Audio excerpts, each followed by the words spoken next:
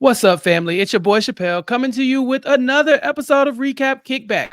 Recap Kickback is the podcast where I get together with you, the listeners, to dive into whatever I decide to talk about. And it's Black History Month for the last time this month. We're going to be talking about our February top 5 series, where we have been ranking all of the Black movies and television shows to find the top 5 of each genre to celebrate this supersized Black History Month. We've got one extra day, y'all, and I'm going to use it. So, this week, we are talking about Black sitcoms, and boy, do I think we are going to have some very interesting debates about this one. Once again, with me to discuss another top 5 this February, my co-host, Mari Forth. Mari, are you ready to fight about this one or nah? Um, Actually, I think I'm going to be very chill on this one. Like, I'm not willing to fight on this one because I think sitcoms are different than, like, comedy movies and wanting to fight over the romance and stuff like that. Because I really think that sitcoms are like, your enjoyment of sitcoms are based on your age when you were watching them, the nostalgia that you get when you're watching them and you're thinking about them and you're rewatching them. So I feel like each person's list of their favorite sitcoms is definitely going to be unique to them in their personal life and their personal experience. So, and honestly, all these sitcoms are good, so I'm just like, yeah 100%. Like every list that I've seen people send me, I'm like, yeah, like I can't argue with like with some of the people's stuff. It's like, yeah, all of those are good. So it's hard. So I'm excited to just unroll the list and talk about all of our favorite sitcoms, to be quite honest. Yeah, when I was going in and I was looking at what needed to be on the list, I was thinking, Hard. oh, okay, well, obviously these 10, that was like, or 11, 12, 13, 20, 25, 30. I was like, there's no way we're going to get everybody to narrow this down to 5. I'm not even quite sure if I narrowed mine down to 5. It was like a tie for first, a tie for second, a tie for third, and then at some point it was like 6 different ones that could have been the fifth one in my top 5. So a lot of different options, a lot to weigh here. And because of the amount of options, we need to bring in a sitcom expert. So with us today, by popular demand, I might add, you all asked for it, so we delivered. Is a certified sitcom expert from the A Perfect Match podcast covering Love is Blind, Married at First Sight. It's Jason Reed. Jason, what's up? What's up? What's up? I'm finally here at the Kickback, my debut at the Kickback. I swear to God that those weren't my burner accounts asking for me to come on the Kickback. I swear it. I love the bona fides you gave me, sitcom expert. I love that. I have been an enjoyer of sitcoms all my life, still am. So I'm definitely ready to. And unlike Mari, I'm here to fight because listen, we gotta talk about this list that y'all, whoever put out the list, I don't know, because y'all are finger pointing on Twitter about who put out which list, who contributed to the list. So we're going to get into all that because I'm ready to talk about all these sitcoms that are on the list, all sitcoms that were not on the list. So I'm definitely ready and excited to get into this topic. Okay, that's the type of energy I'm looking for here. Mari's all kumbaya. We all love all these Black sitcoms. Listen, we know Black folk do sitcoms better than everybody. We'll find out about some iconic white sitcoms and find out there. Some Black folks started that too. Like we know that this is kind of Black folks' bread and butter. But also, I feel very passionately about my sitcoms. I do, Yes. and it's like my babies. And so the way, let's just talk about this. The way we compile the list is that I just go in.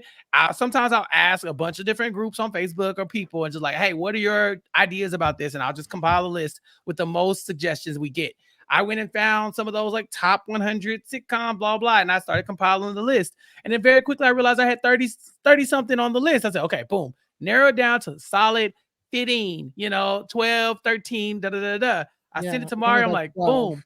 Yeah, I'm like, Mari, boom. It's a solid 12. We can always revisit this. Mari's like, yeah, you left some off. I go and look. I'm like, yes, absolutely Mari. not. Yeah, she's like, I'm not on my Black History Month. I said, okay, Mari, look, we can't do them all. But here we are. Okay, so I had like 6 more, anyway. 7 more, 8 more. I don't even know how many more. So that's the thing. I narrowed it down to and like then it 12. just was Mari added like 8. And people just started saying, y'all missed one. It's like, yeah, we missed a whole bunch. So well, listen, I don't envy you guys with this task because this is an almost impossible task. This could have been a multi-part podcast doing the top 50, and we probably still wouldn't have come with we still would have left some out. But in this, y'all have 18 for the whole list. Yeah, something like that. And there's just a couple unforgivable omissions on this list, and a couple of these things also like y'all have this instead of this is my thinking. So maybe I don't know. We can get into all that, but it's very interesting. We'll get into all that after the top 5. We like to reveal the top 5 first and then argue because we don't want people mad that turn it off before the top 5 because you said that we didn't like. I'm curious. I'm really curious. The show isn't on. Yeah, I'm curious to see what this top 5 is because for me, I think for top 4, I think for me top 4 is a no-brainer. I think it's locked in. It's just about what your positions are in my mind. But maybe you guys are going to surprise me because you guys as listeners have been known to surprise you guys on these top 5s. So we'll see. Because for me, there's a solid top 4 locked in. Almost you ask almost anyone, I think you have a solid top 4. But I'm just interested to see if what I think is a solid top 4 is going to be the top 4. I want you to put your solid top 4 in the private chat because I know what it is, and I just want to. I'll tell you how. Well, you'll know how true you are. You gotta put it in there now so we can hold you accountable. Exactly. I will tell you this: my list is not solid, but hopefully, you listeners, y'all had a more solid view of what you were looking for in your sitcoms. Thank you for all the feedback. Thank you for completing the surveys every week. We literally could not do this without you. So thank y'all for all y'all's suggestions, your feedback, and keep emailing us at recapkickback@gmail.com. Make sure you complete, keep doing the surveys when we ask, join the Facebook group, and subscribe to the podcast, and keep checking out our YouTube videos. We're getting some views, y'all, so keep them coming. But that said, Mari, this is going to be a tough one. We already know there's some energy behind this one. People are going to be clamoring. They're going to be ready to yell at us. Leave 5-star reviews and we will listen to you yell. Yeah. If the review is not 5-star, I'm sorry. The algorithm won't allow me to see your 1-star review. It's just the way my computer's set up. So, Mari, let's take it away. Let's do this. What is our number 5 top 5 greatest Black sitcom of all time? Okay. And I also, before I get into it, I just want to say this list, we did have like the most amount of participants. So thank you so much to everybody who participated. So thank you. But our number 5 Black sitcom, which I'm excited about, but I feel like 2 of my co-hosts here are going to be very upset. Number 5 is Insecure, a show that I had to put on this list.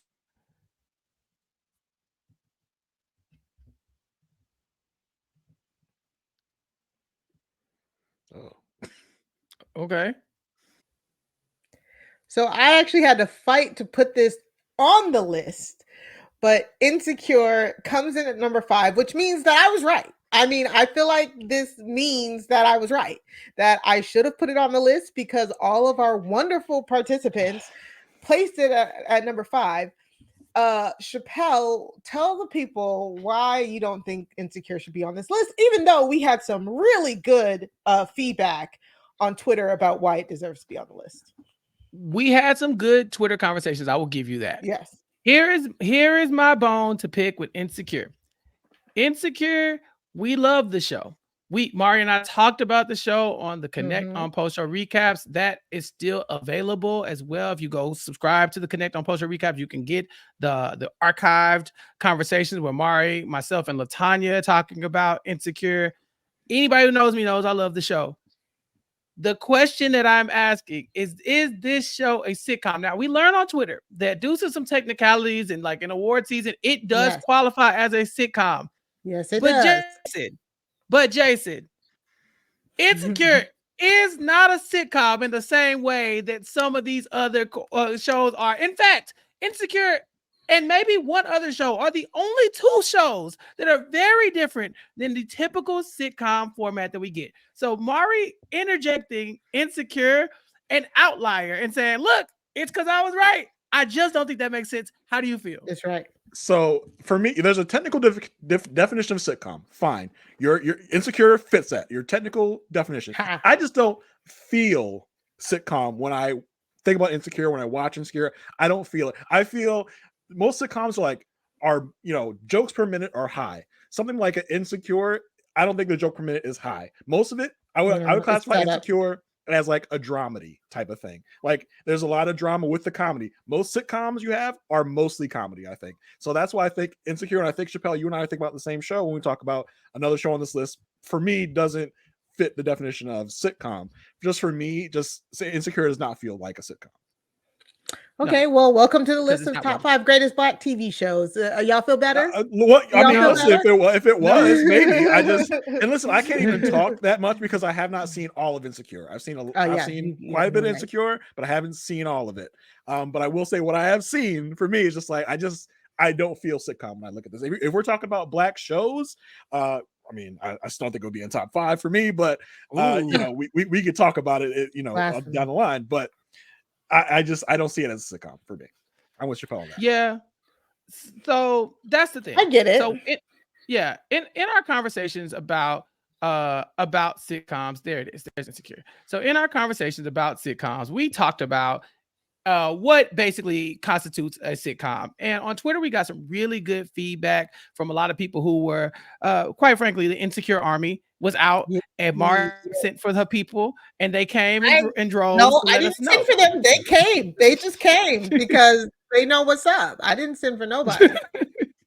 Sure. So anyway, so they showed up, and we got some feedback basically saying that Insecure fits the mold of a sitcom by the technical difficulty. This is coming from Entertainment in Color. Please follow this account because it's amazing. And they talk about, shout out to Entertainment in Color, big supporters here.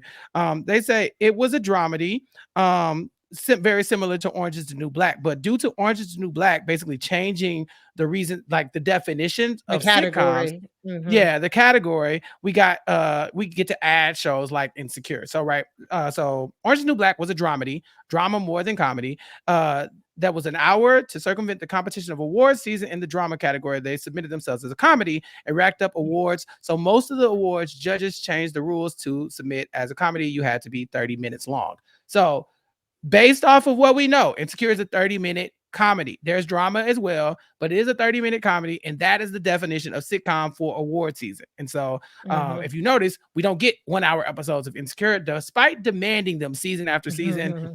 So for the purposes of this exercise, Insecure does count, but make no mistake, this is a robbery. There is something going to be left out of this top 5 that has the people. Can we check those emails and usernames? Make sure they're all connected to Mari. Make sure all the emails. I don't have the time or the care. I don't know. I too was something's fishy. Something's fishy. But, listen, no, y'all finna be mad, and because number 6 is. Oh, y'all are gonna be mad, and I'm gonna just smile and laugh, and your listeners strike again. Evil laugh. I'm on the side of the listeners this time. No, Mari led this brigade because here's what happened, y'all. I told Mari, lead it. I said, Mari, we got 20 some odd choices on here. Let's narrow it down. Honestly, Insecure gives a lot of drama. It's like a funny soap opera. And she said, Insecure is going on this list. It could be a tragedy. And I'm going to put it. It's going on this list. That's that beehive mentality. Yes. What it is, it's going on this list. And see, that's what I'm saying. That's why I'm like, it's a little skewed. But let's talk about Insecure. Mari, I know you probably put this as your number 1, if I'm not mistaken. No, it's my number 3. Okay, I figured it was high up on your list. It's definitely not low on mine either. But Mari, tell us about Insecure. For the people who haven't listened, who haven't watched it, first of all, if you haven't watched Insecure, you're missing out. Mari, tell us all about it. I think the reason why Insecure is so high, not only because of recency bias, but because it reminds you of this golden era of Black TV. Like all of the shows we're about to tell you about and talk about were from a golden era of Black TV where we had so many options of different Black sitcoms. And then somewhere around the death of UPN, we just got like a drought of Black sitcoms, Black TV shows in general. And Insecure comes and it comes back and it kind of brings back the new wave of Black TV shows. At least that's how I feel. And we've talked about it on the Insecure podcast.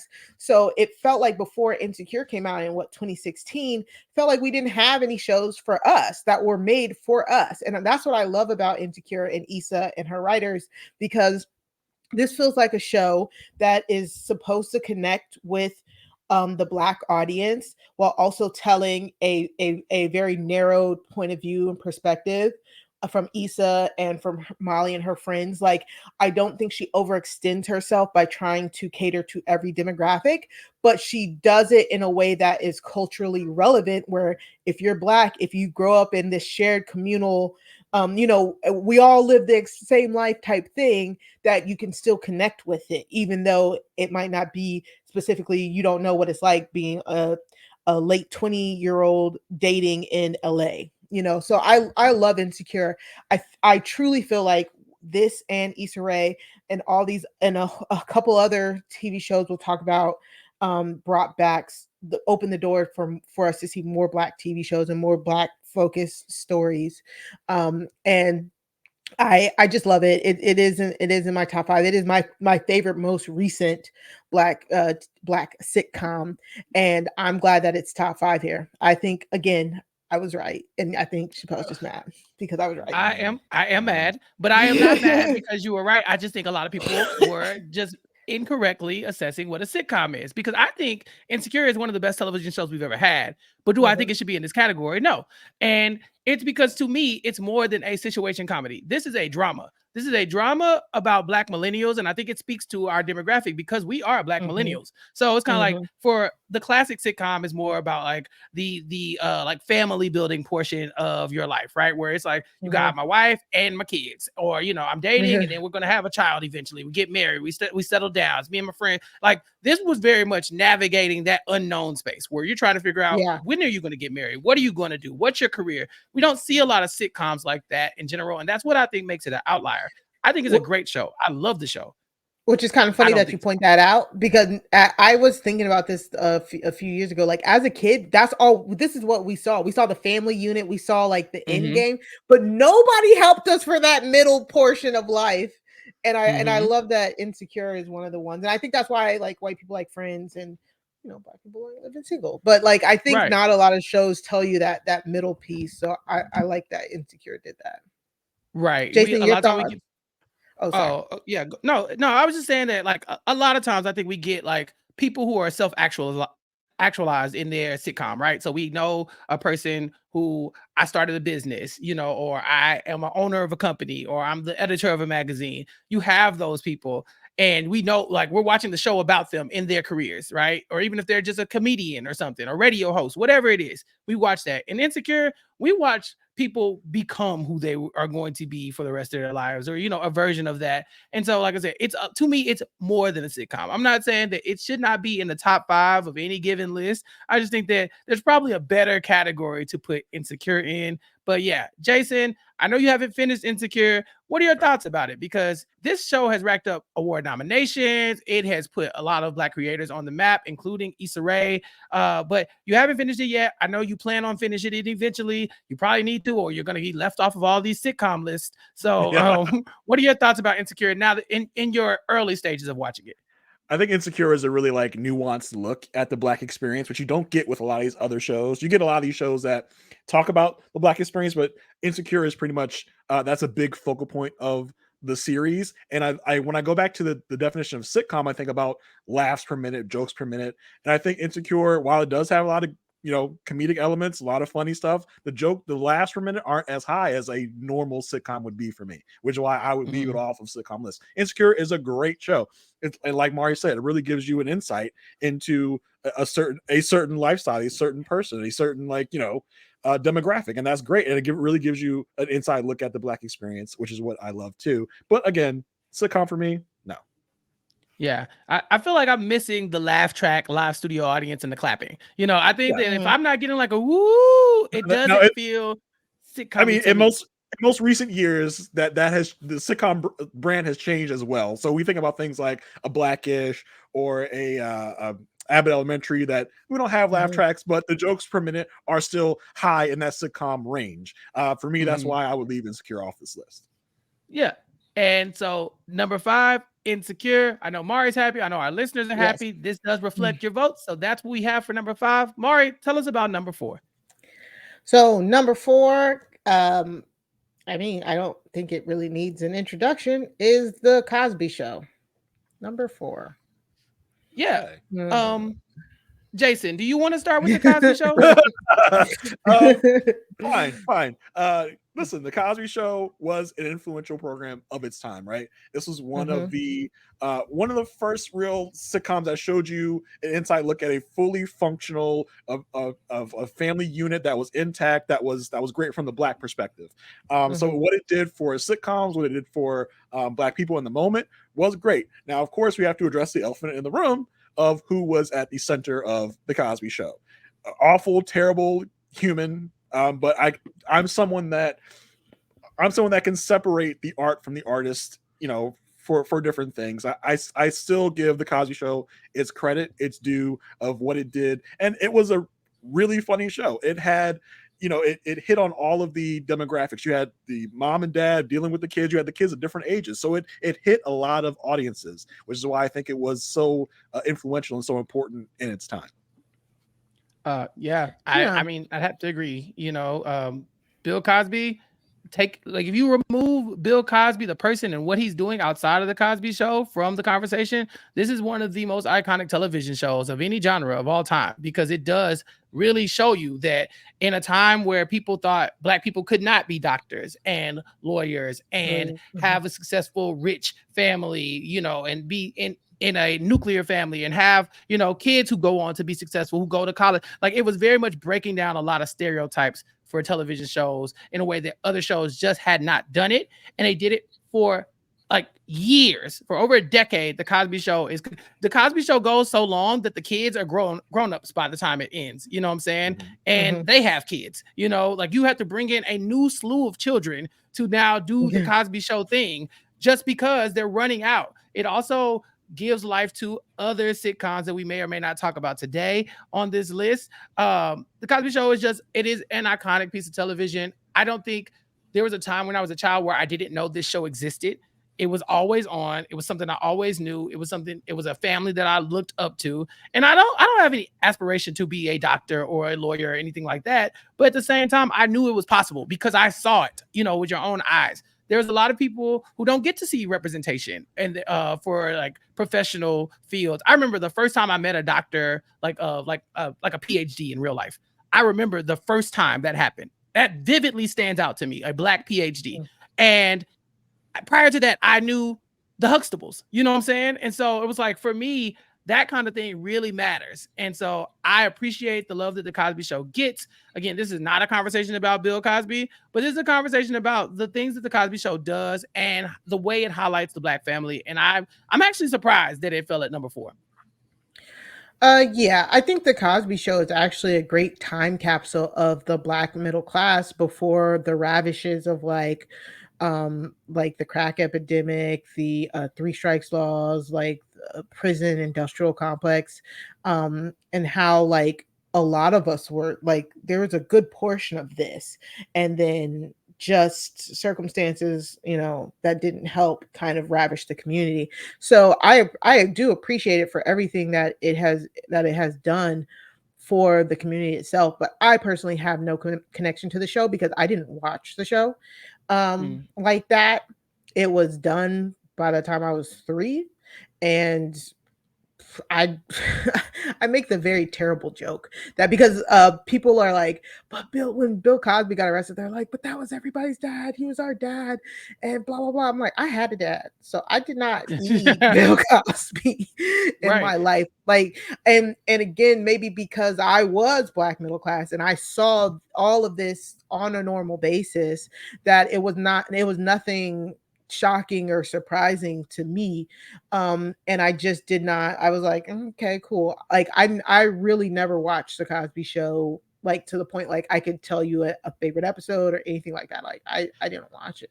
Yeah, for me, a lot of these shows, pre 90s were ones that I caught on reruns, Saturday afternoons, Sunday afternoons, when you would just sit, when you had, we had nothing better to do but to sit and watch WGN or UPN, things that replayed these old shows. That's how I got most of this knowledge. That's how I got a lot of my sitcom knowledge, honestly. I had nothing better to do but to sit in front of the TV and watch shows I had no idea what they were or the episode count. But most of them flew over my head. But that's how I got a lot of my knowledge for sitcoms, and the Cosby Show was one of those. And the Cosby Show was so relatable because you have the parents, and then you have 5 kids all at different ages. So no matter what age you are, you can find something to relate. You could grow up with the Cosby Show. You could start the Cosby Show season 1 in one place and end it at another, and you felt relation to all those kids and or the parents at some point. So I think that's why the Cosby Show is such a hit, such a relatable piece of entertainment, because a lot of those characters had something going on that you could relate to. Yeah. It runs from the early 80s to the early 90s, and then it's in syndication basically forever until I'm an adult, until we start seeing it taken down off of television due to Bill Cosby and his indiscretions, and again, you remove him from the conversation and we talk about the people in the show. I can definitely name my favorite Cosby Show episodes, and I can tell you when they did it again, because they definitely backdoored a lot of those episodes for the new generation. And the Cosby Show, like I said, it leads to other iconic Black television shows, and so its legacy, although maybe tarnished by the creator and his actions, I do think that it will stand the test of time as a show that really encapsulated what it looked like to not have to deal with some of the more negative stereotypes that we see in Black television. So number 4 being the Cosby Show makes total sense.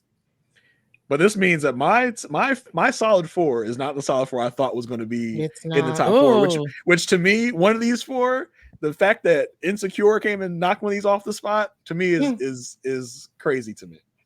Yeah, and I'm looking and I'm kind of wondering which one is knocked out, but I guess we shall see. Mari, what is the number 3 of the top 5 greatest Black sitcoms of all time? The number 3 of the top 5 greatest Black sitcoms of all time is my actual personal favorite. I put it as number 1, but the audience put it as number 3. It's Living Single. Hey. Single. Shout out to Living Single for the Recap Kickback font. Okay, because if you but Living Single, we know was a very popular show in the 1990s. I believe it starts in 1993, airs through 1998. And for Black people, the show was just one of those sitcoms that you could always count on for a laugh, for a good story, for a fun cast, very attractive Black people. It was great. Later on, we find out that Living Single birthed some of your other faves. We find out that Living Single is actually like the blueprint for what will then go on to be known as Friends, which is Living Single, but in white. I remember when I found that out, my mind was blown because I'd always watched Living Single. I wasn't sitting around telling everybody like, oh, you should go see Living Single. Like, I just thought we all watched it and moved on. But then I found out about that and I see the amount of acclaim that Friends gets. Jason, it just like blows my mind because people swear that Friends is one of the best sitcoms of all time, but it is literally birthed from the minds of the people who created Living Single. So were you a big Living Single guy? I was. So, I was like, 8 years old when Living Single first came out. So a lot of it to me was over my head when it first came out, but I was definitely into it. I could see the comedy of it even at my young age. So, and it was something that my mother used to watch. So I would watch it like as she was watching it. So that's definitely something that I enjoyed. I loved. It was hilarious. You had such a diverse, group of friends here. I say that pun intended. You had such a diverse group here that we're all at different points, all different stages, all had different personalities, which made the show really fun to see how those characters all played off of each other. And as Mari said about Insecure, it gave you a look at a 20-something, single Black woman, but this gave you something of like, I would guess that the women are all like early 30s, really getting into their professional lives. They are getting established and kind of showing you that section of life, which was interesting as well. So Living Single, definitely one of my top 4, of course. So I'm happy to see it here. But yeah, definitely an iconic series, and it just shows you the dichotomy of white versus Black, where Friends is a mainstream hit, but Living Single is like it's just kind of known among us. You know what I mean? It's like it just shows you that dichotomy of how things are in those two worlds. Yeah, I mean, this starts in the apartment of Khadijah James. She is a boss. First of all, We've talked about her before on this podcast, but Mari, Dana Owens, ladies and gentlemen, come on, the queen. The Queen Latifah herself, who not only was the boss of Flavor magazine, the original source of hip hop news and Black culture, but was pulling so many menses. Like all she did was find menses all up and down, but also just have a great set of friendships. I would just like to say this list itself is out to get me. Every time I pull it up, it my computer like crashes. So I'll be doing it on my phone, and hopefully we won't have any more interruptions. But because you living lift that single insecurity in and God is upset. That was not out me. to get you. Out to get that you. was not me. That was the audience. So, but this is definitely my favorite sitcom because I used to watch it all the time. Anytime it was on, I was watching it. I've watched it backwards and forwards. I think it only had 4 seasons. 5 5 seasons. seasons. 5. Yeah. Mhm. It only had 5 seasons. Because a lot of our shows don't get longevity like Friends is 10 seasons. But it's one of those shows where I have my favorite episode, I have my favorite line, I have my favorite character. I have the character that I was like, oh, that's definitely going to be me when I get older. And I just think for a lot of women, it definitely was one of those shows that made you like love sisterhood, and it is like a Sex and the City before Sex and the City, because like you got to pick, oh, I'm the Maxine, I'm the Khadijah, I'm the Sinclair, and it just had so many like further reaching when it came to like the Black community and Black women. I think in general, I don't want to leave out Black men, because I think Overton and Kyle were very funny, very like interesting characters that I don't know if you see as much today if they weren't successful here. So I just love Living Single. I can talk about it all day. Yeah. Oh, one of the other things Living Single doesn't really get the credit that it deserves for is the costume design. Oh yeah. Can we talk Yeah. about Regine for just a second? Yes, please. Yeah. So Regine, played by Kim Fields. So the people who know her probably from what, like Different Strokes and from Facts Different. of Life. Facts of yes. Life. Facts of Yeah, Life, yeah. yep. Yeah, it's like she's a child star that, I mean, we all know her when we see her. But Regine, her outfits in this show are so Yeah. iconic.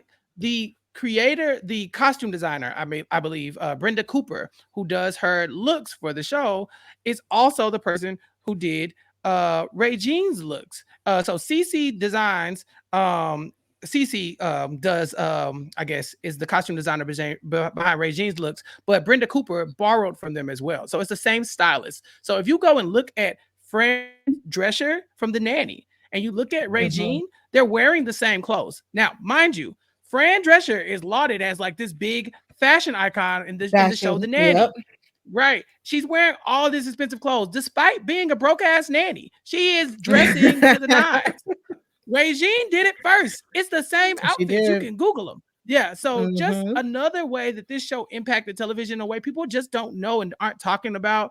I could go on forever about Living Single, the cast, Kim Coles, Kim Fields, Erica Alexander, T.C. Carson, John Hinton, just the Queen, obviously, just all the recurring characters. Isaiah Washington's there, Heavy D is there, the guest list, Miguel Nunez, Tommy Ford. I mean, the list goes on and on. If you were a Black person in Hollywood in the 90s, you probably came across the set of that, or you're like a degree of separation from Living Single. It is a great show. I think that everybody should watch it and just pay homage to a show that doesn't get the love it deserves. I think that if anybody's going to give it love, it's us. And so I'm very happy that it landed up here in the top 5. Yeah, I completely agree. What do y'all think about Overton and Kyle's portrayals? I love that, like, Kyle's a stockbroker, right? I think he's like a Yes. Black stockbroker, and Overton is a handyman. And I love that. I love their dynamic and how, and we see so many different types of Black men in the workforce.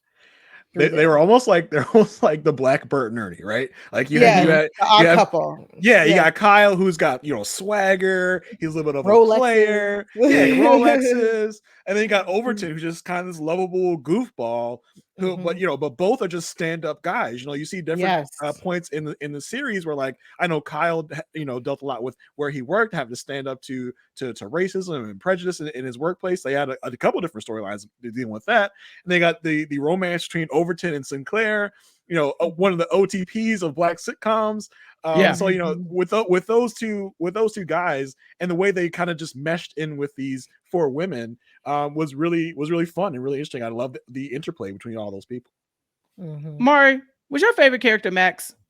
Of course it was. Yeah, of course it was. Of course it was. No Okay. brainer. I was like, who else would it be? I feel like I see Max, so I see Mari. I see Max show attorney at law. Yeah. Not only was she a boss ass bitch in the courtroom, she ate everything. She would just come into their house and eat everything uninvited. She would just sit there and stir the pot with whatever was going on. She did not live in that apartment. But she always found a way to insert herself into something. My absolute favorite moment in Living Single. It makes the rounds on Twitter every so often. But Regine throws this amazing, I want to say it was her engagement party. It's an amazing engagement party on the roof. She's like, everything has to go great. Regine is so scared of everything going wrong. Max goes up to the roof and she accidentally throws almost gets a bottle of wine splashed on Regine's, I can't even remember if it was her fiance or client.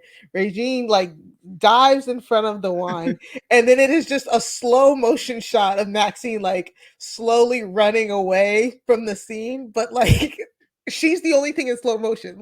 Everybody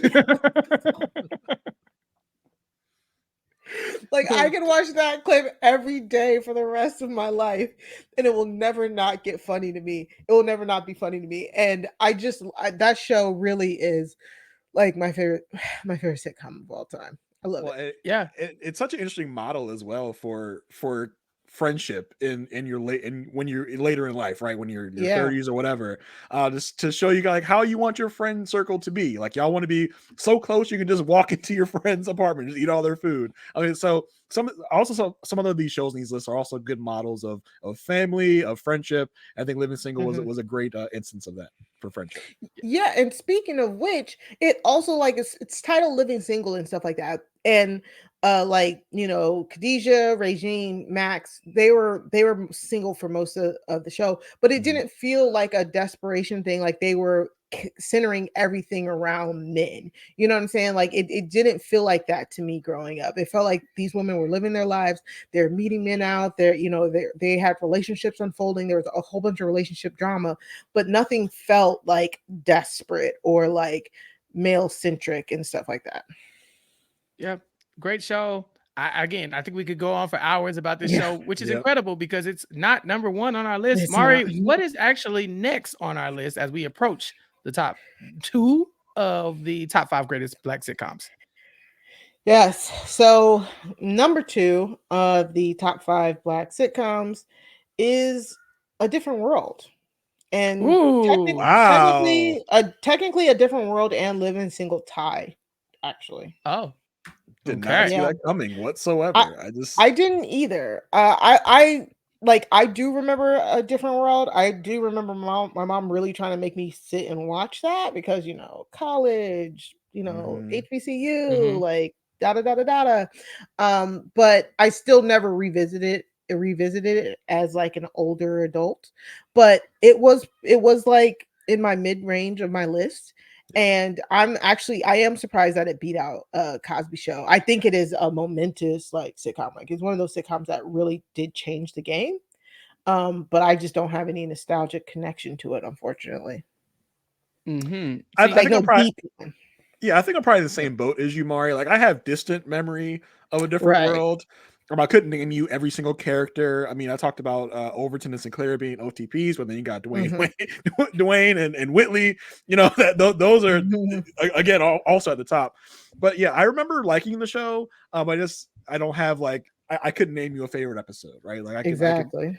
We got Sinbad in the mix, we got all the different characters there, but I couldn't really give you any concrete information about this show. I'm really, really, really shocked that it's in the top 5. And I am not shocked at all. I know that A Different World speaks to a specific demographic at a specific time in the same way that Insecure does. You know, because like this is running alongside the Cosby Show. They're not like it's a spinoff, but they're happening at the same exact time for a lot of A Different World. And so I think for us, we were younger, so like catching the Cosby Show was really like Mari wasn't watching it, me and Jason were watching it, but in syndication. You know, like we were watching the older episodes. The people who were in college at the time for A Different World, this was their show. This was like College Hill, the sitcom, you know, where this show, it speaks to the Black experience at a HBCU, which is a story that is not told often. And A Different World tells that story from beginning to end. It tells about Black love. It tells about race relations. It tells about the difference between going to an HBCU and what you see at a predominantly white institution. It gives you all of that and more. And I think also A Different World is something that it's not as hard to separate Bill Cosby from it if you think about it, right? The Cosby Show is called The Cosby Show. His name is in the title. If you're uncomfortable with that kind of thing, then you probably won't do that. A Different World, he's not a predominant member of the cast. He makes more cameos every now and then. Because was Denise was the one that went to Spelman? Was that it? Yes. And that's how they kind of introduced us. Yeah, Hillman. Sorry, that's how they kind of introduced us to the world via her. But I don't even remember her being that central to the show. I think I think other characters kind of took off with the show and kind of left Denise in the dust. We didn't really think about her as much. I don't even know if she was there for the whole run of the show. I would guess not. But it after a certain point, you just kind of forget that it's a spinoff of the Cosby Show. Yeah. So I mean, there's some drama there as well, because Denise Huxtable goes off to Hillman, and in the first season, you know, she meets like Marissa Tomei, which is hilarious, right? And they're friends, and there's all this other stuff. And so, boom, season 2 rolls around. Debbie Allen is hired as the chief creative force to revamp the show.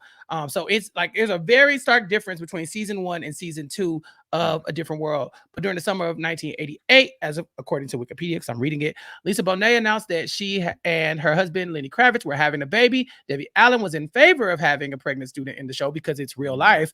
Bill Cosby said that Lisa Bonet could be pregnant, but not Denise Huxtable. So at that time, we start moving away from Denise, the character, right? And so people had known her for, you know, several seasons of the Cosby Show, but because of her pregnancy, they decided that Denise would drop out of Hillman. And so that's why, although Denise was the vehicle to get A Different World to start, she's not really one of the focal points at all, because the cast is crazy. We talked about, you mentioned Sinbad. We've talked about Erica Alexander in Living Single, but Kadeem Hardison, Jasmine Guy, Loretta Devine is here. Of course, I mentioned Debbie Allen. Jada Pinkett Smith is in this show. You know, like Cree Summer is in the show. Like actual Cree Summer, not the cartoon version. Yeah. You know, so this show launches careers. It tells a very specific Black ass story about Black love at a HBCU in a world that I've been watching TV for a long time. Ain't a lot of shows touching on that. And so I think if you can get that demographic in a chokehold, then they're always going to vote for that as one of the defining shows of as far as Black television and sitcoms. The clip that goes viral every day is Dwayne and Whitley, and Dwayne, you know, interrupting that wedding, right? Where the baby, please, you know, like that, which is improv. Which is improv and also incredible television. And so when you have moments like that, they stick with you for a very long time. This is what I assumed would probably be number 1, because I said, I know the people who like it love it. It's very similar. Like I said, it's very similar to Insecure, where it is your baby. And if you like your baby, you got to make sure everybody knows how much you love your baby. This is one of those shows. I love A Different World, and I'm happy that it landed at number 2 at least.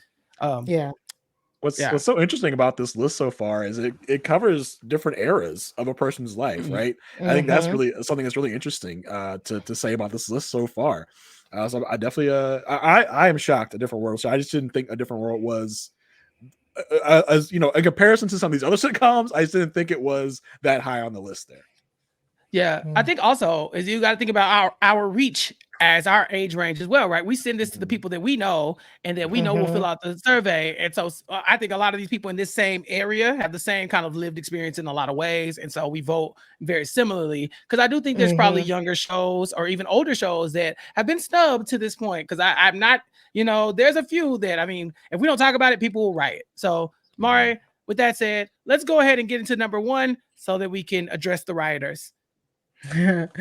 Number one, by a pretty large margin, not as large as when we did what was that comedies. Fresh Prince of Bel-Air. It's number one. Of course it is. I mean, it's one of those shows. You could have said one of two things, and I would have been okay with it. Yeah. Which was, the other one is not. Yeah, you're gonna be fine. It's number 6. So the Fresh Prince of Bel-Air. It's just one of those shows that it kind of feels like it redefined. It redefined like age. It transcended age and where you were at the time that you watched it. It was just entertaining and funny. Like it's so funny to me because I've watched Fresh Prince of Bel-Air when it was on, when it was in syndication. Any moment it happened, I love Fresh Prince, and it's just so funny to me because I never thought of Will. For some reason, I never thought of Will as like a high school student because he looked like one. Because he was probably I don't know how old he was when he started this. Will always look like an adult to me. Like he always looked like an adult, like playing a kid. Yes, none of it felt like in a box of like age-wise. It was just funny. It was just a funny show about a fish out of water who's coming to now he's living with his rich kinfolk and all of the shenanigans he's getting into and all of the women he's meeting and the different family members, what's going on in their lives. It was just so fun. And overall, I feel like this is one of the most pure comedies on the list. I mean, of course, we do have our very special episodes. We did have like some dramatic moments, but I personally would say that this is one of the pure comedies, even though they were able to like teach people things at the same time. I love Fresh Prince of Bel-Air. It's a universal show. So you mentioned the very special episodes, and something that I think Fresh Prince did phenomenally was to incorporate those episodes into the show without making it feel out of place. My mind always thinks of the gun episode when I think of the Fresh Prince. Like that's one of the most like iconic episodes I can think of because I can still like remember watching it and being like, so I was a kid and I was just like, what is going on? But like learning like about that Will sitting in the bed, making Carlton give him the gun, like that for me just stands out when I think about Fresh Prince. And that's one of the more serious ones. I think, of course, in the mainstream is Will standing in an empty house and being used, memified to death. So I mean, there's so many iconic moments, and all the characters on the show really leave a lasting impression on you.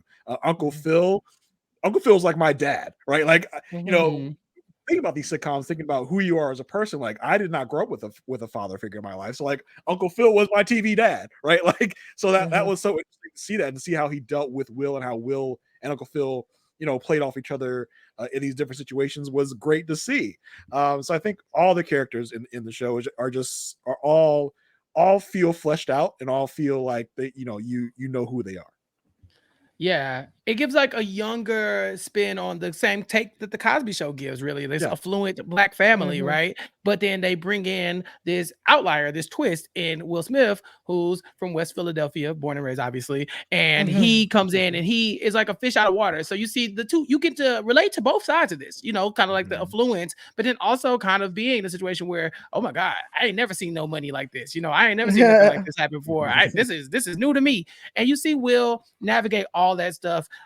This was my number one. It's always going to be, if you know me, you know me. I in my mind, I'm watching this and I'm thinking one day I too will be in somebody else's rich ass house,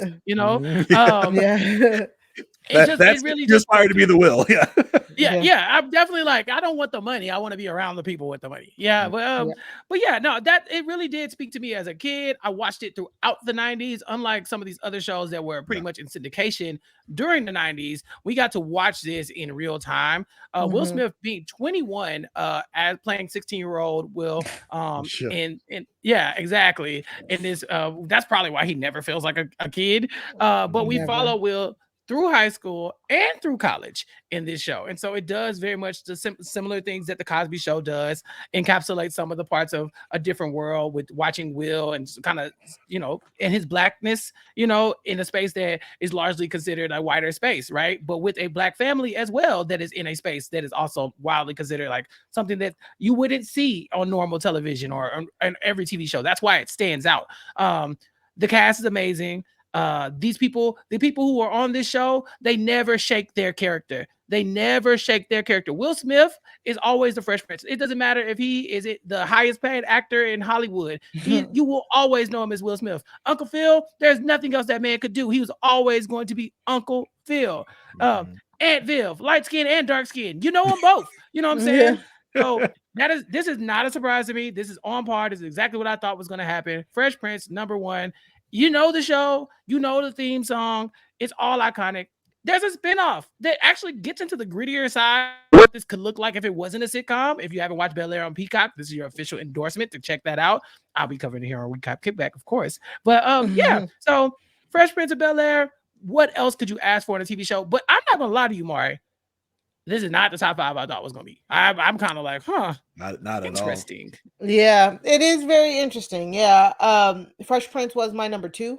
Of course, Living Single, Fresh Prince, Insecure, 3 for me was my top 3. Yeah, so let's get to, if we're good, we can move on. #6 is what Jason, I'm pretty sure, is upset about. Martin was #6. I'm insulted that it's not in the top 5. I had it as my #2 show, I think. Yeah, I had it as my #2. I can't believe it's not in the top 5. Martin and Family Matters are tied, and they were both just edged out by Insecure. Yeah, my other top 4 show was Family Matters, which is iconic to me. It's like I can't believe it. Family Matters almost like is in my top 5. The survey. It's almost like Insecure is a better, almost like it shouldn't be in this list, TV show. It's like that's how we put Harlem Nights in the drama category. Well, no, that actually broke the survey. This did not. Insecure is not the same. So Martin, I mean, I like Martin. Like, I like it. Like, it was a show I watched. But I never had like a connection to it. And I thought it was funny. It's funny. It's a funny show. Martin to me like you want easy laughs. Go see exactly. Martin. Yeah. It never got deep, and it didn't really have too many special episodes. But if you just want to laugh your ass off for 30 minutes, just go watch an episode of Martin. And Martin himself, Martin Lawrence himself, was so inventive in the sitcom, playing multiple characters at a time. We don't really have anything else on his list that will fit that. And he just did so much with the format. He did so much with his character. And then you had the supporting cast, who was all. I don't think you don't have as many heavy hitters. I mean, we got Tisha Campbell, Tashina Arnold, who were great. We had Tommy Ford. We had I don't even remember Cole's actor's name, but we had a great cast here, a great group of friends who I think were all pretty awesome. And then you had Martin himself, who carried a lot of load here. Yeah, that's Carl Anthony Payne II. Yes. But yes, as far as any sitcom debate I've ever had, it's me versus them. It's Fresh Prince versus the Martin people. And so the fact that Fresh Prince is #1 and the Martin people have fallen to 6, I did it. Yeah. You win. You won. I did. I've been fighting this fight. I've been in the trenches. I didn't even know how much people liked Martin until I got to college. But everybody had the Martin DVD set. And I was like, what? I liked Martin. Martin is funny as hell. They're great episodes. Exactly. But y'all trying to put it with Fresh Prince. I don't like that. So, shocked to see Martin drop this low, but you know, it is what it is. This is your votes, not It's ours. not even that Mari, low. It's right within the. It's right outside the top nah, 5. So this is definitely supposed to be in the top 5 It's conversation. disrespect. It's disrespect. It is really disrespectful. Yeah. All right, I Mari. don't know. All right, Mari, get your disrespectful ass. I just think it goes to show that Martin, albeit it's funny, it might just not be as impactful as some of these other shows. Like we said, Family Matters, which I mean, it's just funny, like Jaleel White as Steve Urkel, who forced himself into this into a show. After that, number 8 is Good Times.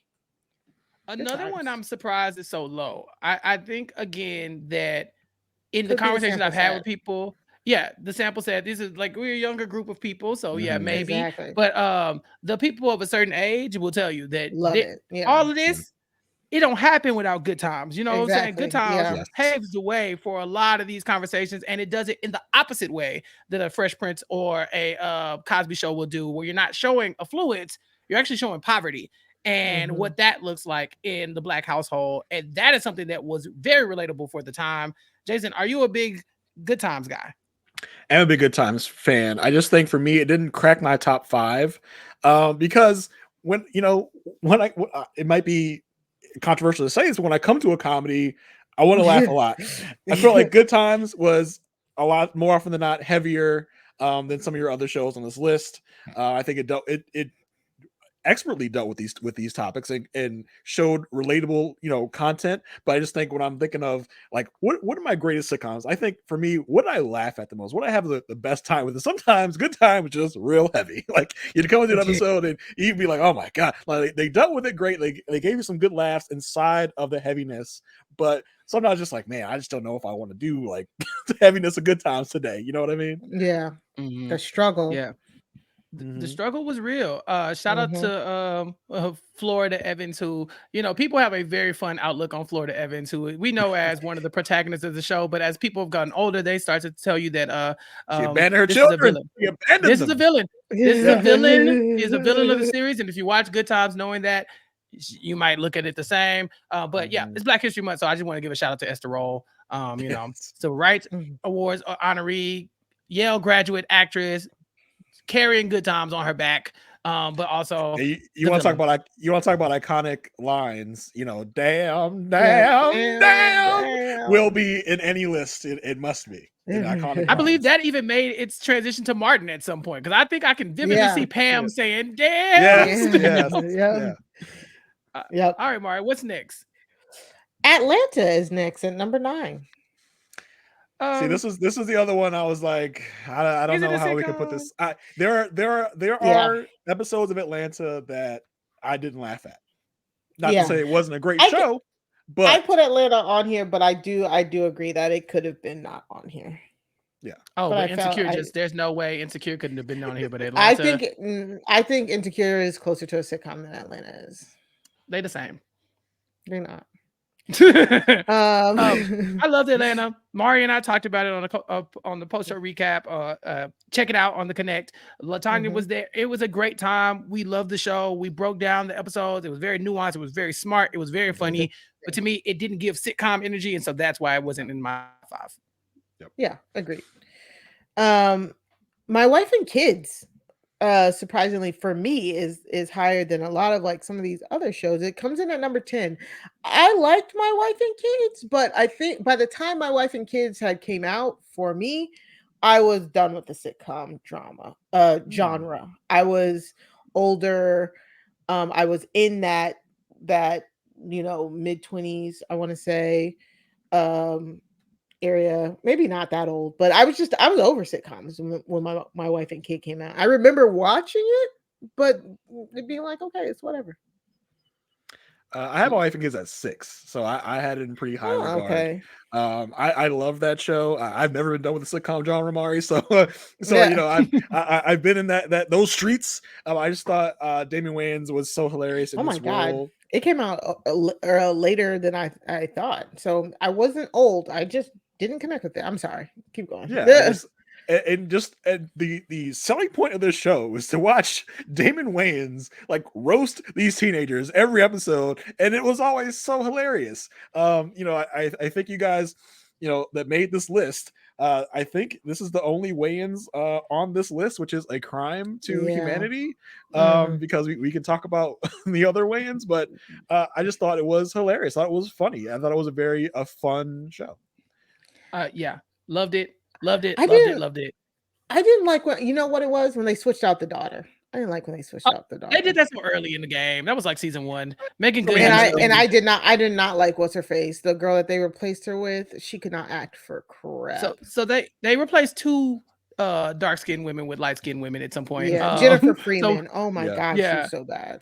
Yeah, so we switch out dark-skinned Claire for light-skinned Claire, and eventually we switch out Junior's dark-skinned girlfriend Megan Good for light-skinned Junior's dark-skinned girlfriend, who I remember her name is Vanessa. I think is her name. I think it's Vanessa. Here it is. My Wife and Kids is great. Loved it. So funny. Franklin Aloysius versus Damon Wayans every episode. Give me all of that. Junior, there's never been a dumber character in the world, and it is so funny. Tisha Campbell, if you liked her in Martin, she is a different character in My Wife and Kids, and it is great. She shows that she can do it with or without Martin Lawrence, and it's amazing to see. I love the show. It lasts the perfect amount of time. I think it does jump the shark at some point, but there are so many iconic moments. I quote that show without even thinking about it. I think it's too low on the list, but I think that this list was always going to be controversial after a certain point because some of these shows are just really, really good. Yes, agree with that. Yeah, very interesting. Okay, and My Wife and Kids tied with the Parkers, which the Parkers, and there's a rash of shows, but apparently they're all separate. But like the Parkers, Girlfriends, and Moesha are probably some of like the shows that I remember watching the most, like growing up and really enjoying, and then going back to rewatch them as an adult and being like, wow, this isn't it. Like it does not hold up like the test of time. So you guys gave a list of 18. I don't think I would have put the Parkers on the list of 18 greatest sitcoms. The Parkers was a fun show, was a fine show. I haven't rewatched or thought about the Parkers in quite some time. I remember being fine. The fact that it has apparently surpassed its original show is interesting to me, which is very interesting to me. But yeah, it was fine is what I'll give the Parkers. Like, but for me, the Parkers got repetitive after like the first season. And so for me, that's why it was way low on my list. It was 14 on my list. So that, it was not it for me. Well, when I put the original list over to Mari, I was struggling with the idea of, do we need the Parkers and Moesha and one other show at the same time? Yeah, I put Moesha and the Parkers on here because right. But I was like, they're basically the same audience. If you like the Moesha, you probably like the Parkers a little bit more, and that's it. And our audience doesn't, because right. Spoiler alert: Moesha's at the end, which I'm a little surprised. I can't believe that. I had it in my mid. I don't know why well, again, I said the rewatches aren't that great, but yeah, you just outlined why. I think them Uncle Frank conversations are kind of tough to watch back now, Mari. Yeah, they are. Yeah. After the Parkers at number 12 is the Jeffersons. Okay. Also probably too low in my mind. I think so. I had Jeffersons pretty high up. I had Jeffersons at 8. Where's that now? It's at 12 here. At 12, yeah. So I had them at 8. I mean, it's just you when you think about the Jeffersons, you get for me, it's a smile on my face. Like I have really refreshing memories of watching Jeffersons, Nick at Night and all those things. It was just Sherman Hemsley did it like no one else can, So for me, George and Wheezy are again one of those top it black couples in television history. Just a really funny show.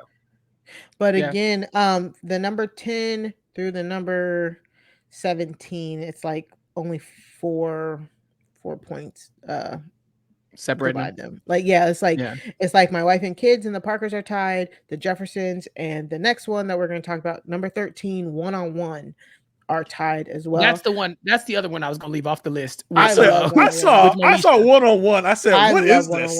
What is happening? Mari did it.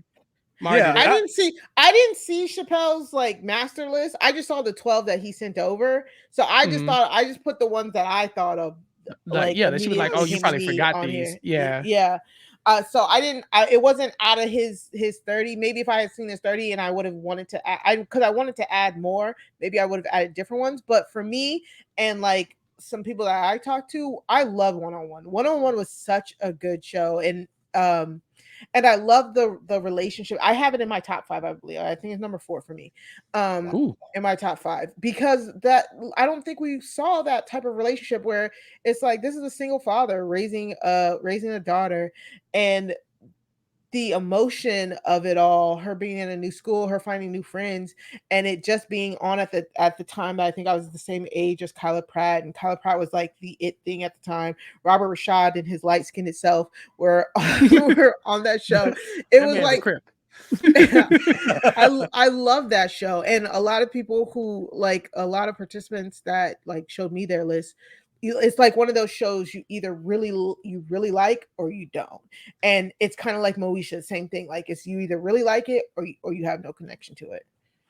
I saw it. I was like, One-on-One. Like that was definitely one of my reactions. I put it on my like NA because I just haven't seen enough of it. Like I remember it and I watched several episodes of it, but it just wasn't something that I don't think I watched probably the majority of the episodes, and it just didn't stick with me after thinking about it. Yeah, I think it's a funny show, but it's not funnier than the rest of these shows, and it's it's a smart show, but it's not giving me anything that these other shows aren't giving me. So that's why it wasn't that high. But I remember One-on-One. I still laugh at certain things about it, for sure. The fact that she, didn't want to go sit back to Nova Scotia. I think, Sheena Arnold's in there as well. Like there's some overlap. With another. So yeah, so I appreciate it, but I wouldn't have put it on the list personally. What's next, Mari? Girlfriends, the Jeffersons, One-on-One, all tied, and I am shocked that it's this low or that it's on the list. Can't tell me One-on-One is a better show than Girlfriends. I'm sorry, I just don't perceive that. There's no way. It's tied technically. Like I said, it's like tied. It shouldn't. I just feel like from what I've heard about people like rewatching Girlfriends is that they really appreciate it. I haven't rewatched it in recent years. I've rewatched it. I rewatched it during the pandemic, and I was really sitting there like, yikes! Like it is really as somebody who liked Girlfriends when it was on, I watched it as it was on, and loved it as it was on. But of course, I was younger. As an older person watching it during the pandemic, I was like, this is not a friendship model that you want to replicate, where Living Single has like four female friendships that like really show you the legitimate bonds of like female friendship and how they can get you through your early 20s or whatever, your late 20s, early 30s, whatever. Girlfriends was like just a bundle of toxic relationships with enabling and then people taking advantage of each other, and like the main source, the girlfriends themselves, their friendship is not as strong and as solid as again, it's very toxic. And so on a rewatch, it's like, wow, are these actual friends? Like y'all don't like each other. And then on top of that, a lot of the issues that they hit on it's very like, yikes. It's like not very PC. Yeah, it's a lot of toxicness going on in that show, and it took me rewatching it to see it. And I love the rewatch though. I was like hooked into it, but I was like, damn. Like just because I was like, this is not how I remember this. Yeah, I think with Girlfriends, I had it ranked pretty low because I do remember watching it. I remember it at the time, I think enjoying it, but it wasn't one of my favorite shows. And when I think back on it, I don't remember much from it. I think I remember thinking at the time, this is the next Living Single, but it didn't hit me like Living Single hit me. Yeah, and it's not as funny. It's not as funny. It's not that funny. So for those reasons, it was pretty low on my list. Yeah, Girlfriends really is one of the shows that marks the end of UPN as we do it, because we were watching UPN, it switched to CW, and then all of a sudden the laugh track was gone, and this was a very serious show that wasn't even that fun to watch. And so now that we talk about it, I can see it kind of being low. Mari, what's next? The Jamie Foxx show. Criminal. It's a crime. It's a crime. This show funnier than at least funnier than at least half of the other shows we've talked about. It Yes. doesn't. I don't think it has the emotional impact that a lot of the Yeah. shows in the top Yes. 5 have, Mhm. and maybe that's why. But I think Jamie so as Foxx well. and Martin, I mean, you're not going to find easier laughs on any other show. There's For just sure. criminal. I had Jamie Foxx show as 5 on my list. It was so fun, so funny. The characters were out of this world. Jamie Foxx himself was just hilarious in the title role. I don't know how this low. It's crazy to me. It's crazy. Yeah, I mean, I like the Jamie Foxx show, but I don't think I watched it like that. Like, I don't remember. Mm. I had to look it up. I was like, maybe it's because it only had a few seasons. It had 5 seasons, and I didn't Oh, yeah. realize that. I mean, for Yeah. the interplay No. between Jamie and Braxton alone, Alone, yeah. it should have good. sniffed the top 5. That Yeah. episode when I don't Jackson, remember I mean much. Braxton does the Michael Jackson thing with the glove. I lose it every time. The man is in a dance off. He goes and he breaks glass in case of emergency, and he has the Michael Jackson white glove on. And it's just like, I was like, this is perfect television. This is cinema. So yeah. I mean, shocked in that it was fun. my middle school, high school days, you know, that was Yes. everywhere. Oh, that was yeah, everywhere in yeah, school. yeah, Yeah. yeah. Like, Oh It God. was a thing. Yeah. Okay. All Marta, right, we just got a some few. more? Yeah, just a few more. The Game, which was the Girlfriend spinoff. I liked the Game. I think a lot of women enjoyed the Game. I think I was surprised that it wasn't higher, I guess, just because it had such a long run. It had like the initial run on CW, and then it got the BET when it came back. But I think that's kind of where it suffers, because that BET run wasn't as great, and then the characters really started doing stupid stuff, and like the writing got really, really, really bad. So but the Game is at 16. yeah, this was on my ending Yeah. list. It wasn't really a thing for me. I love the Game when it was a sitcom, but then when it transitioned over to like they dropped the laugh track and it gets to The very much like drama. it becomes a soap opera at some point, It and it just yes, wasn't a soap funny opera. enough to compete with some of these other shows. Yeah, But when it was so funny, weird, that tone but when it was that funny, I they loved the took it Game. Like, yeah. it's just that transition from CW to BET, and then it was almost like you were watching 2 different shows. Yeah. Yeah. Like, I do still the laugh moment at Tasha. Yeah, go ahead. No, I'm just gonna say the moment she was jealous of his baby, I was just kind of like, I'm out. Yeah. I laugh at what's her name? Tasha Yeah. Mack. Tasha I Mack laugh at her is singing amazing. Take a Bow by Rihanna so many times. Like I've never like that is not even supposed to be funny, and I am screaming while that is going on. So yeah. Not surprised that it's this low on the list, but if you like it, Yeah. congratulations. And like I said, Moesha was last, but Blackish is 17. I think Blackish just hasn't been around long enough for it to have a lasting impact. And I think that, and I guess the common critique for Blackish is it's a black TV show that is not necessarily made for the black gaze. It's like made for like the white gay, like white people to understand black culture in a sense. So I could definitely see that. yeah. And I think, the character that Anthony Anderson portrayed a lot of times isn't even that likable. So I could definitely see that. I had do like Blackish. Blackish. Yeah, I had Yeah. Blackish at 10 because I did like Blackish. There was this midpoint of Blackish where it got dark for some reason, and it Yeah. dealt with Right, yeah. a The- Rainbow and Andre divorcing. Divorcing, Yeah. the baby, Yeah. the postpartum depression. It Right. got It really got dark. So that dark. kind of took some points off for me. But I would say I enjoy Blackish for the most part. Yeah. Early seasons of Blackish, no notes. It was so Yeah. funny. It was smart. They were telling the story. They were giving backstory. Like you said, if it was for white people were learning. We love that. And then I think even black people were learning a lot about some of that stuff. But I think it eventually just goes on too long to where the prestige of the show falls off. They do the spinoff Grownish, which also I don't think ever really find. Like I think it has its audience, Well, but I don't think I was about to say it did have an audience. yeah, It but honestly I don't think it did. ever reached. It wasn't us though.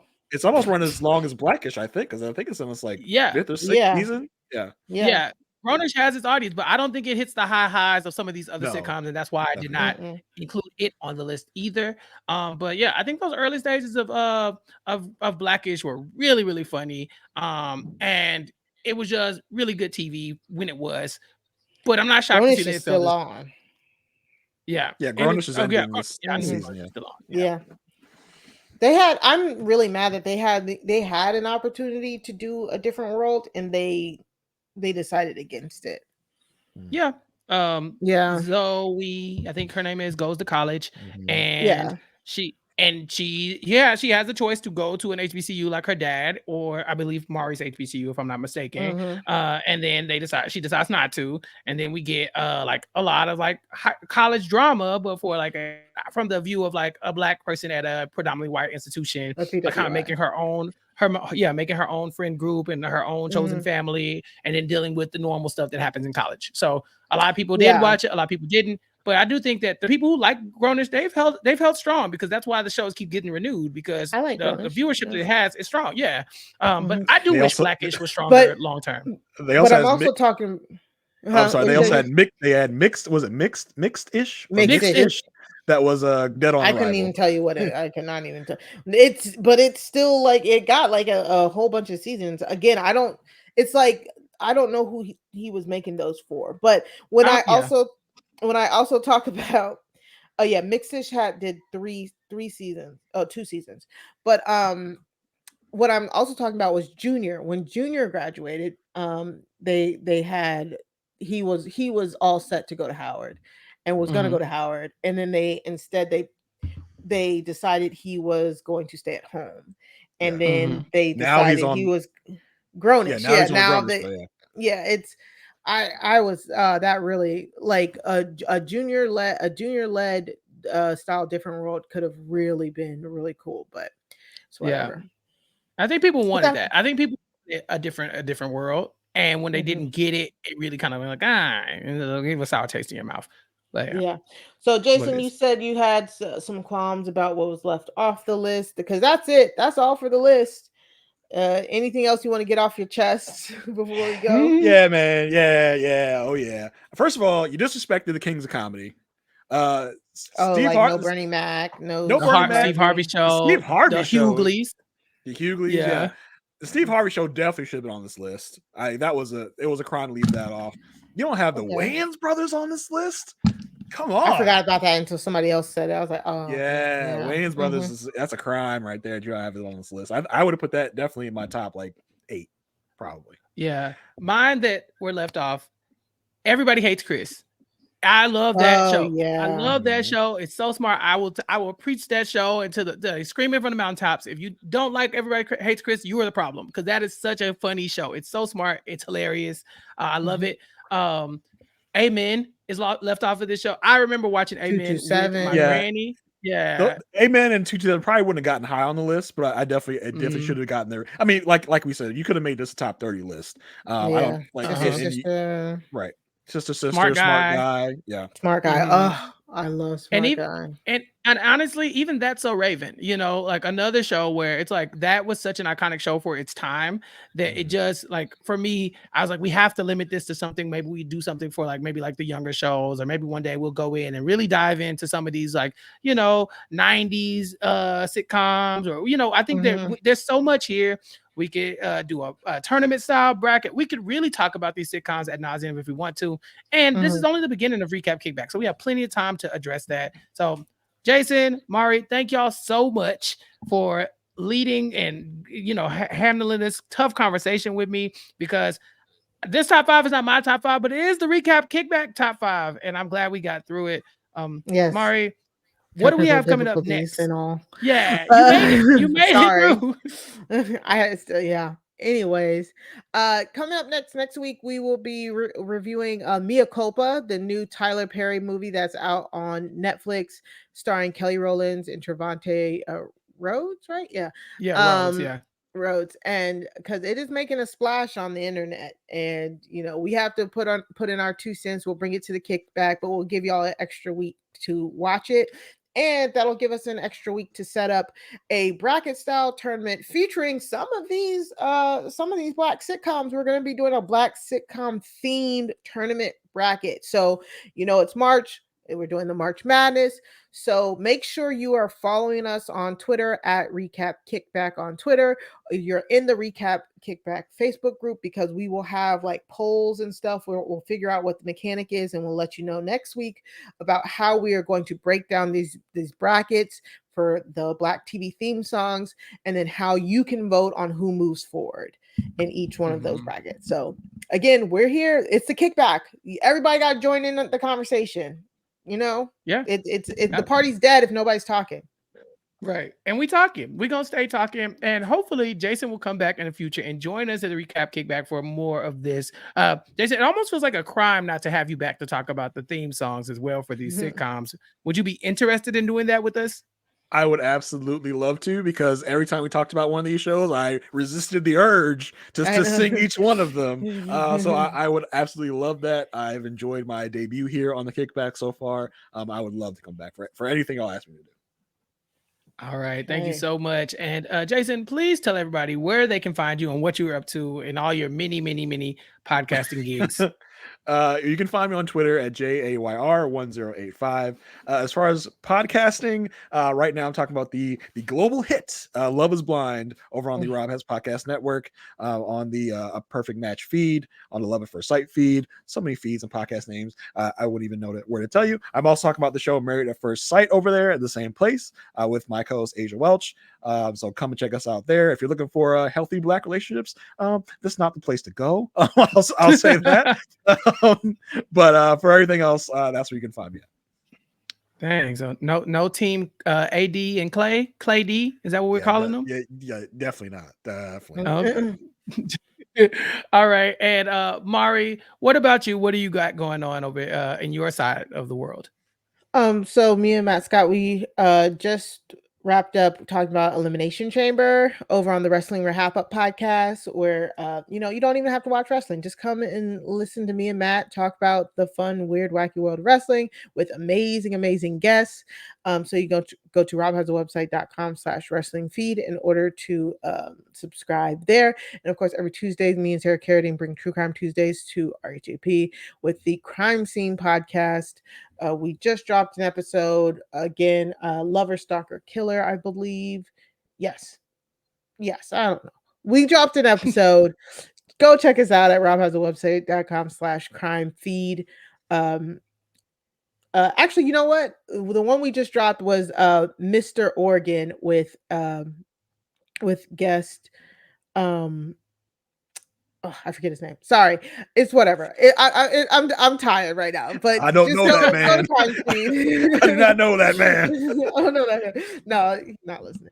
Go to robhasawebsite.com/crime feed in order to subscribe there. That's it. Oh, follow me on Twitter at Mari Talks Too Much. That's 2, like the number 2.